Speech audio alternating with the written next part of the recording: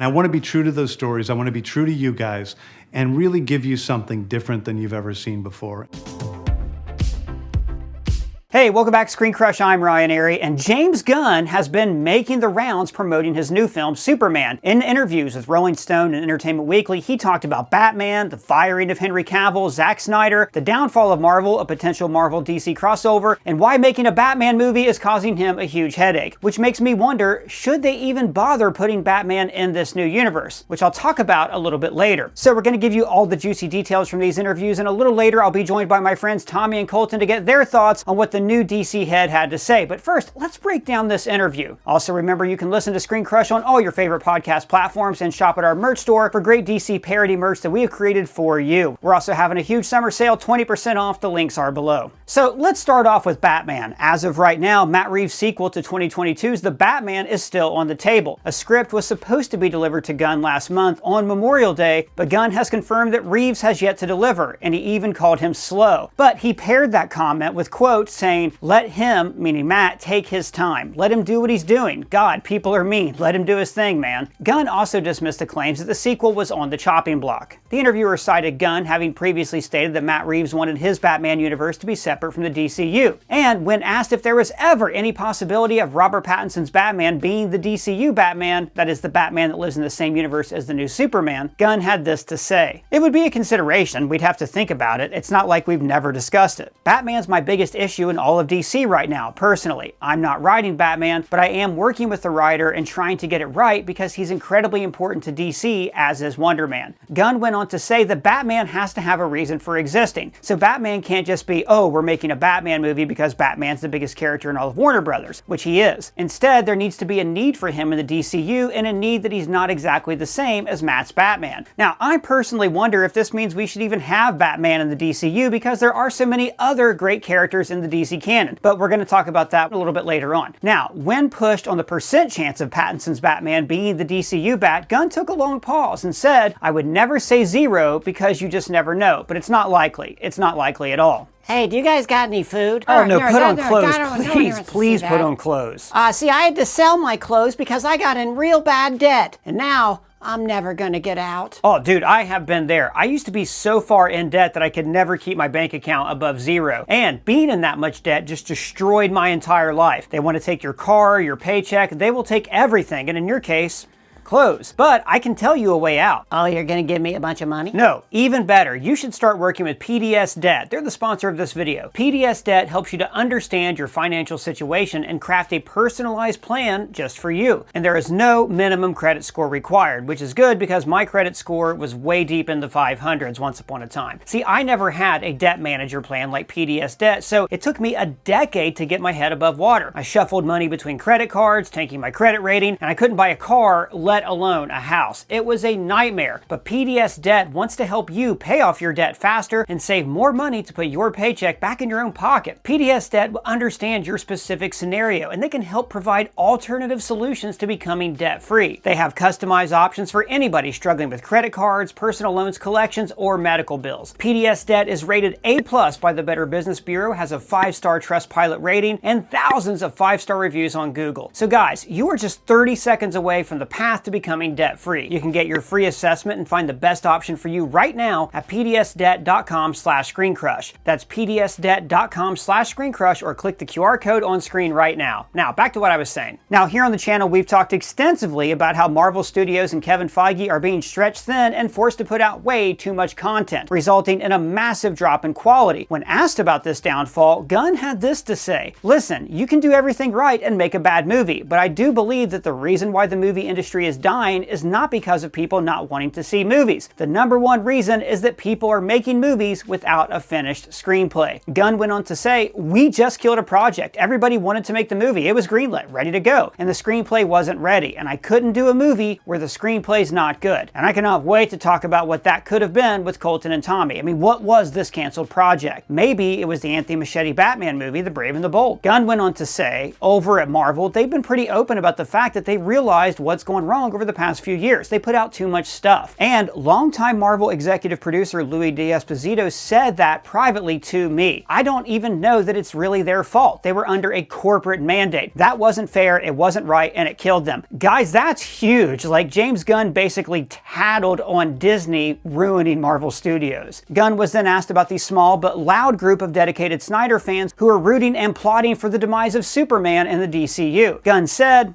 I don't mind it. I think it's good. I think you don't even want to have everybody root for you. These people actually help us because you don't want everything to seem 100% positive. It's all right to have an opposing force every once in a while. So it's clear that Gunn isn't too fazed by those still demanding that Zack Snyder and Henry Cavill be given their universe back. It's best to just move on. In an Entertainment Weekly interview, Gunn confirmed that Henry Cavill was actually let go well before Gunn was even brought on to helm a Superman script. We will treat you so much better than those shit down the street. You were just leaving. And that Warner Brothers never intended for Gunn's Superman to have Cavill. But I am joined here by two of my favorite people. We have Colton Ogburn, the guy who's trapped in our TV but doesn't know it, so please don't tell him, and Tommy Bechtold, the guy who is always on break. So I love that James Gunn approaches everything. I feel like other movie studio people are politicians, but James Gunn just kind of sweeps in like the guy who knows this is all about tights and fights and there's no consequences to what he's going to say, right? He's just blunt and honest, and he's always been that way online,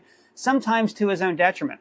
So let's go through this. Let's start with this Henry Cavill news, guys. So I want to point out there's one thing about that that's maybe not quite true, or maybe the timing doesn't quite line up. He says they had let Cavill go before he got there, which is true, but then, you know, Tommy, your hero, Dwayne "The Rock" Johnson, stepped in to try to be the new center of power in the DC universe, and he brought Cavill back for the post-credit scene of Black Adam. And James Gunn has even said, like, in that post-credit scene, we see Amanda Waller, his wife is in the post-credit scene. He's like, I had nothing to do with that, and they didn't consult him, because at that time he had just been hired.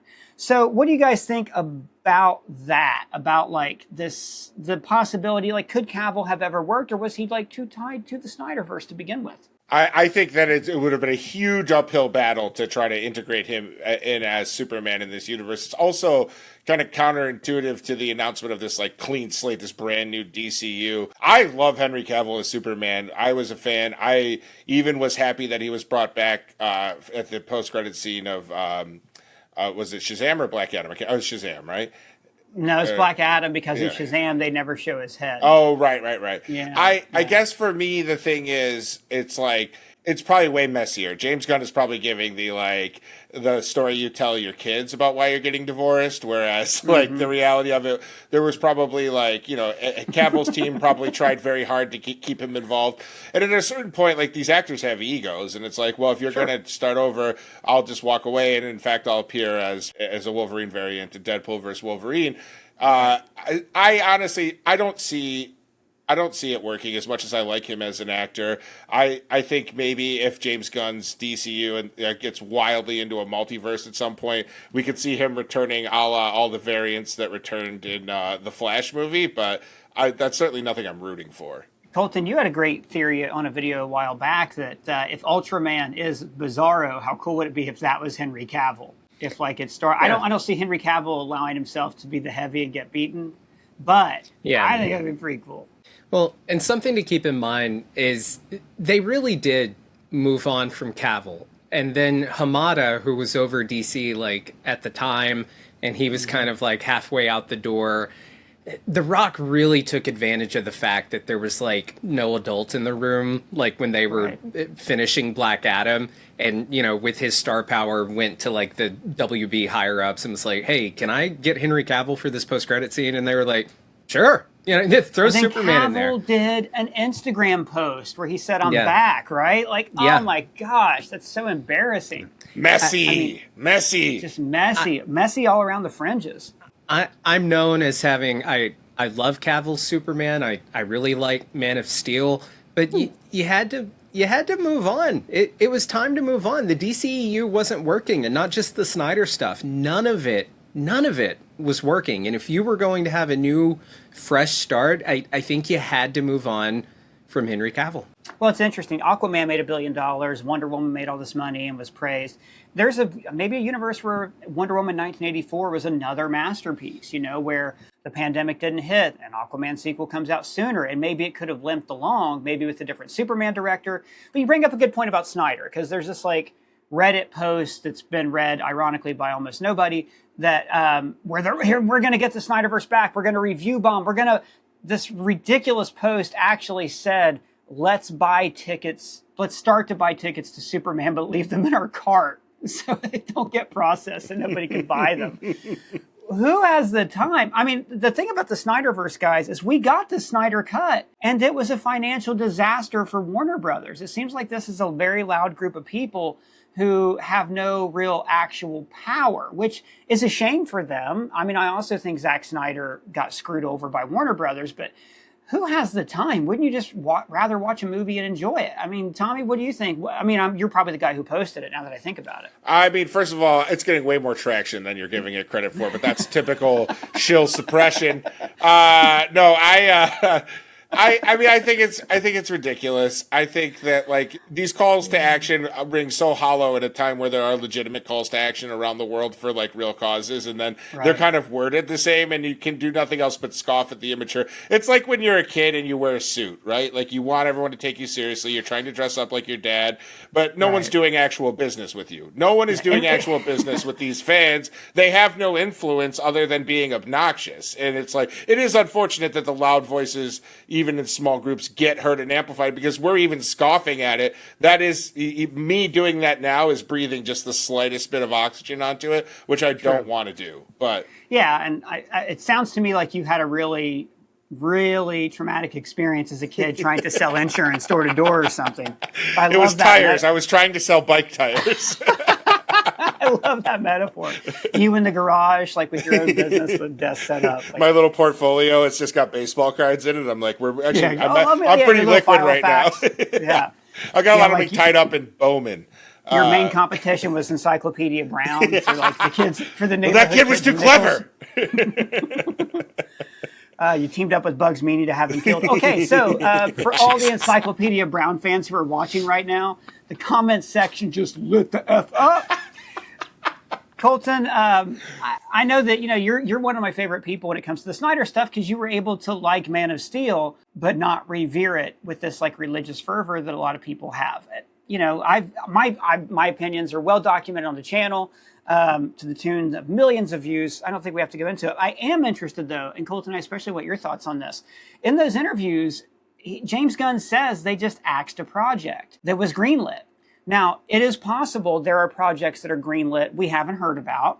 Sure, right? The Clayface movie was a surprise because it wasn't part of that original slate that Gunn announced a year and a half ago, 2 years ago. I'm not sure when that was. So I want to run through some possibilities here, and let's maybe see if we can guess what this is. The Authority is probably at the top of my list because it's a lesser known group, and it seems like they were really gung-ho because the engineer is in Superman, right? And she's a member of the Authority. Swamp Thing, which may have been a TV show, so I may be speaking out of turn. In fact, I think he said movie, but so I'm kind of mixing up movies and TV shows here. There's also Waller, Paradise Lost, and Booster Gold. Now, Lanterns is already filming. Supergirl has already wrapped production.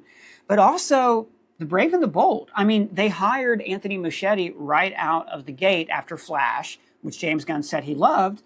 And, elsewhere, they do talk about, all these problems that they're having trying to get Batman off the ground. Do you think they canceled that movie, or what do you think they did cancel? I don't think it can be Brave and the Bold, because he was very specific to say that he canned this project, it's not happening anymore, was what I got from that. I think there's no scenario where he cans Brave and the Bold. I think perhaps they're having trouble with the script and he wants to make sure it's perfect before they move forward with it.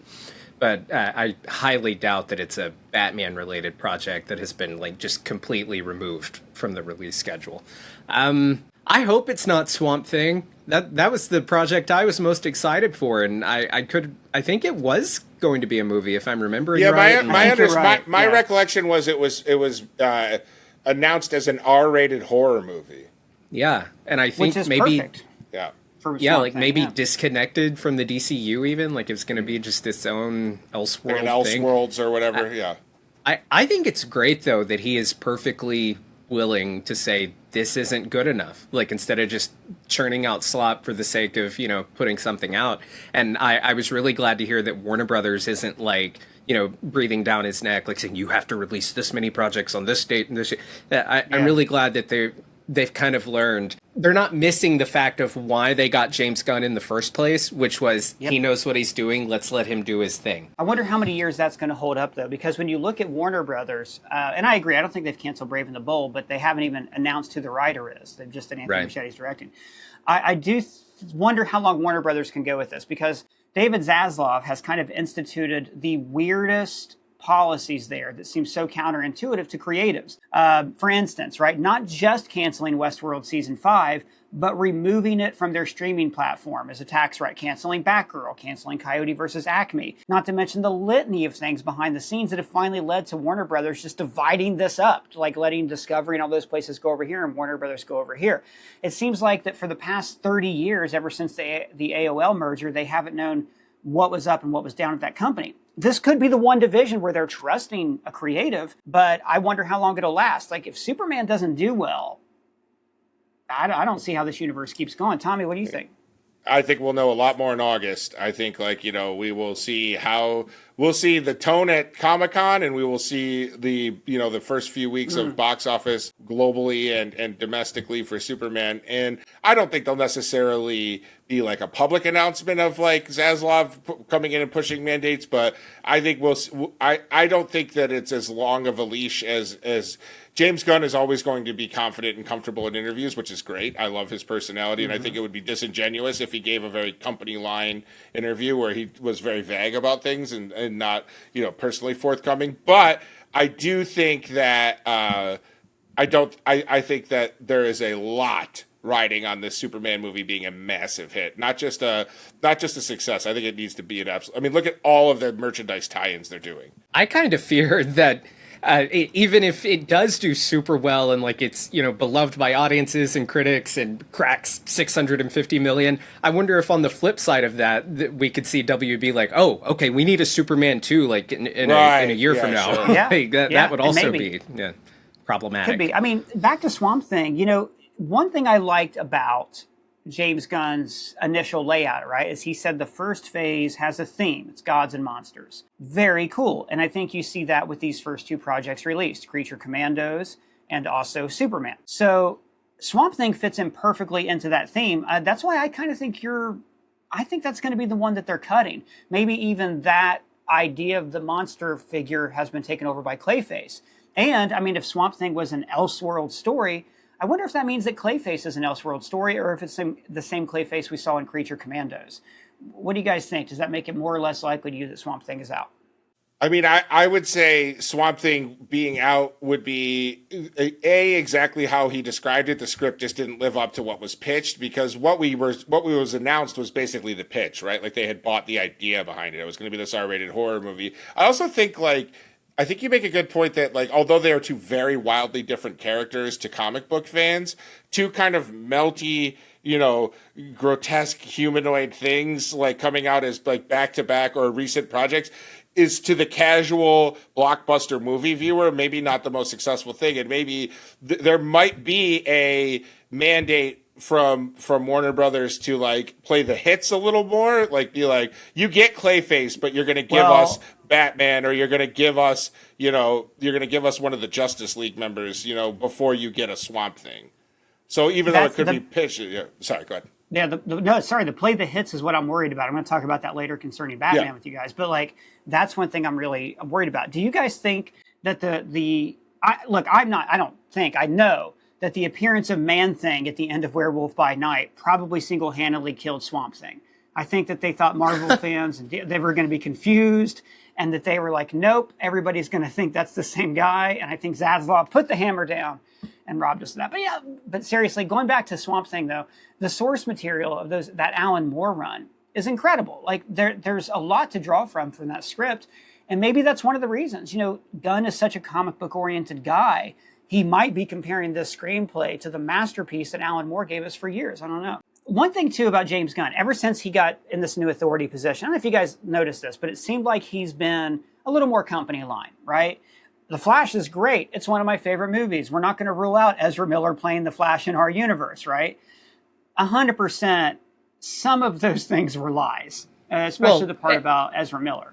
He also pretended that the upcoming DCEU films had anything to do with what he was setting up for the DC. Probably had to. But I feel like with these interviews, we're getting the old Gunn back. I mean, the fact, I kind of brushed by it earlier, but he said that Louis D'Esposito told him that they were getting corporate mandates, and that's what ruined them. That's actually kind of huge. Like, that's for our people. That's like Watergate level leaks. And it's nice, though, that, like you said, Colton, they have this like, oh, yeah, look, Warner Brothers has this example of what didn't work. So what do you guys think about that? This revelation, I guess it's, sort of confirmed through a secondhand source that Marvel is basically was forced to produce content instead of stories.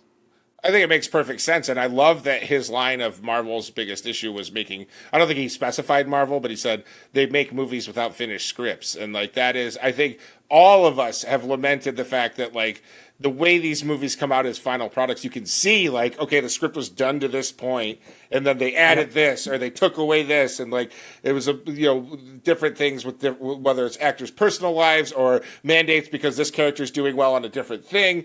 It all leads to this. It's great coverage by James Gunn for his friends, right? Like it's like I mean I believe it's true, but it's like yes, it's nice to hear like we're not crazy. This is a watered down pool of content that's coming out, and it's watered down because they're trying to save their jobs. They're trying to keep their jobs. Like we all ask, like it's so easy to armchair quarterback, like why don't you leave a bad work situation? It's like, well, the reality is no matter how successful you are, you want to keep your job or you want to move up. You don't want to like you're not just going to walk away from Marvel just because they're telling you to pump out more Disney Plus shows. You're going to try and do it. A lot of people have, though, at this point. They've lost like a lot of really good, like Ashley Bradley, who did the first 2 seasons of What If's a great writer.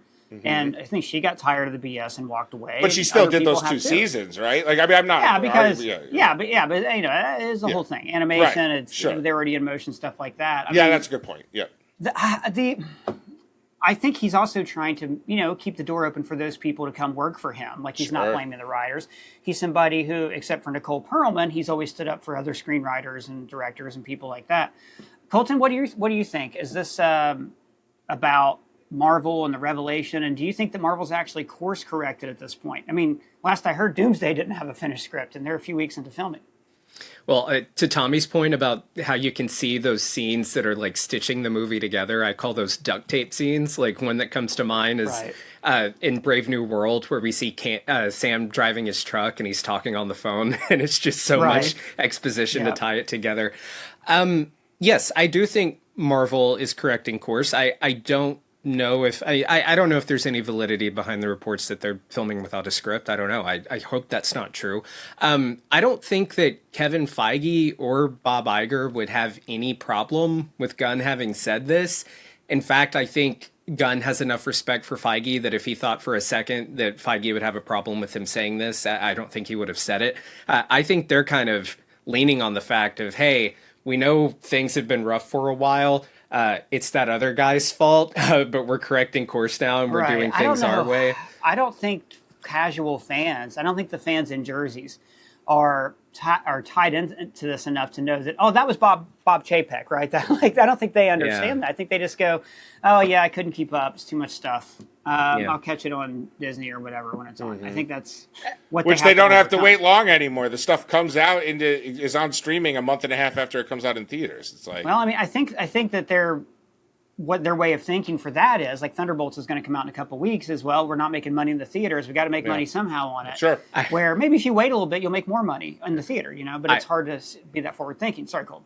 I was complaining yesterday that the Sinners Blu-ray wasn't out yet. And then my wife was like, yeah, you think it would be out by now. And I was like, actually, no, I'm glad that it's staying in theaters longer, even though I was just complaining that I wanted the Blu-ray.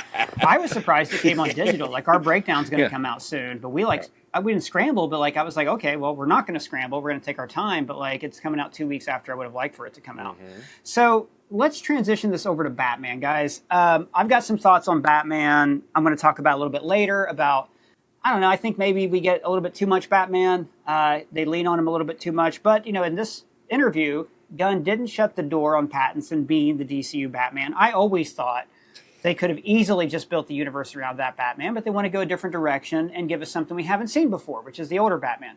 But what are your guys' thoughts on, you know, the continued trouble of a Batman movie here? I have to disagree. I think he pretty firmly just shut that door. Maybe there's a little bit of a draft coming in through the bottom, but I think he pretty firmly shut the door. Plus, we have to remember in Creature Commandos, we got that flashback scene in Gotham where we like saw a Batman. That can't be, that can't be Pattinson's Batman because he's only on like year 2, and this was 15 years prior. It just can't be. I think that there is no scenario where they bring the Pattinson Bat in. And, he also said that he didn't want to do like a jokey or campy Batman, which I was kind of surprised by because I thought, oh, well, that's the perfect Batman to do for a Brave and the Bold with a Damian Wayne and to differentiate your Batman from the Matt Reeves Batman. But it looks like Gunn is not going to let the Reeves Batman or, having the older, more seasoned Affleck Batman having just happened, he's not going to let that deter him from just telling the story that he wants to tell. So I think that's good news. Tommy? I think that's the absolute right motivation to go by. It's like, who cares if it's just a shade removed from Robert Pattinson Batman or Ben Affleck Batman? It's we don't need Adam West, or we don't even need Val Kilmer as much as, God rest in peace, I need Val Kilmer just always. But I mean, he says as much in the interview, and you talk about it in the video, so I don't need to repeat. It's like Batman is very important to the DCU, for the DC, and you can only hold off on him so long. But I think, to me, the thing that they could do to kind of buy some more time is a cast Batman. You know what I mean? Announce who's going to play Batman in the DCU, and then we can speculate for 2 or 3 years on what the movie's going to look like. But until then, there's just going to be what kind of until they cast the role, the type of Batman we're getting is going to remain a huge question. Yeah, but that's also real quick, Colton, just to tack on to what Tommy said. I think that's makes sense that if you're going to have Pattinson be the young Batman, it does make sense to have an older Batman who could be the father of a 13-year-old. Right. So you're right about the casting. Whoever that is going to be really important. Colton, sorry, go for it. I think the MCU really benefited from the fact that they didn't have their Batman at the beginning, which is Spider-Man. That really pushed them to, get creative and delve into these other characters. And I think it was beneficial that Spider-Man didn't show up until phase 3 of the MCU. Do you guys think that the DCU might benefit from holding off on bringing in Batman? So not having him at all in Gods and Monsters, you're saying? No, I would still have him in Gods at the and tail Monsters, end or something. Maybe at the tail end, because you're building anticipation for it. If these movies are good, if the shows are good, then it's going to be I can't wait to see what they do with Batman. It's the same way we felt about Guardians and Spider-Man and Black Panther. Well, I was going to say, it's exactly to both those points, I think, are the sauce there. It's we didn't care that we weren't, or we were fine not getting Spider-Man because what we were getting was amazing. We were getting Iron Man and we were getting Captain America. So I think if they can deliver on Superman and they can deliver on the Lantern Corps TV show and they can continue to deliver on the other the Max series, and I think that it's fine to hold off on Batman. Again, it's one of those things that we'll just see how Superman does, because if Superman underperforms, we could have Batman in theaters by 2 Christmases from now. It'll be a Christmas Batman. It'll be very campy. Like Batman Returns, yes. Christmas Batman that came out in May. Or June. Actually, so guys, I got to leave it there. Thank you so much for joining me. But I want to tell you guys my own personal thoughts here on this Batman situation, and it might be kind of controversial. Thanks, guys. Now, here's my personal take, and I know this is controversial. Batman is a great character. He is elevated to the level of myth because he taps into so many ancient aspects of our collective psyche. He is Odysseus, the hero in the Odyssey who did not have godlike powers, but was known as a man who was skilled in all means of contending. However, I think that for decades, Batman has been overrated in DC Comics. person, be careful. No, let me explain. In The Dark Knight, Frank Miller wrote a scenario where Batman was able to beat Superman in a fight. It was predicated on Superman having just survived a nuclear explosion and then being weakened by kryptonite, but sure, Batman won. But then Grant Morrison's JLA book added a story where it was revealed that Batman had contingency plans to wipe out the League if they ever went rogue. And I do think that is cool and completely something Batman would do. But if Superman, Flash, or Wonder Woman wanted Batman dead, he would be dead. I don't care how many plans he makes. Superman would come up to him and snap his neck before he could blink. See, Batman is always interesting to me because he's vulnerable, not because he's invulnerable. But over the years, Warner Brothers has leaned way too heavily on Batman movies and shows. They even made Gotham a Batman show without Batman in it. My favorite thing about the DCU so far is that they're committed to showing us other DC characters that are really cool, and it doesn't just have to be all Batman all the time. The less you use Batman, the cooler he is. So I wouldn't mind if the DCU Batman is pushed back while they wait for a script, to give other characters a place to shine. But I guess the problem is that people won't go see those movies. I mean, Blue Beetle was the best DC movie in years, and nobody saw it. But what do you guys think? Should we get 2 new separate Bat franchises running at the same time? Should Robert Pattinson be the DCU Batman? What else did you think about James Gunn interview, and what other DC characters deserve the spotlight? Let us know down in the comments below, where you can find me on our free-to-join Discord server. And if it's your first time here, please subscribe, smash that bell for alerts. For ScreenCrush, I'm Ryan Airy.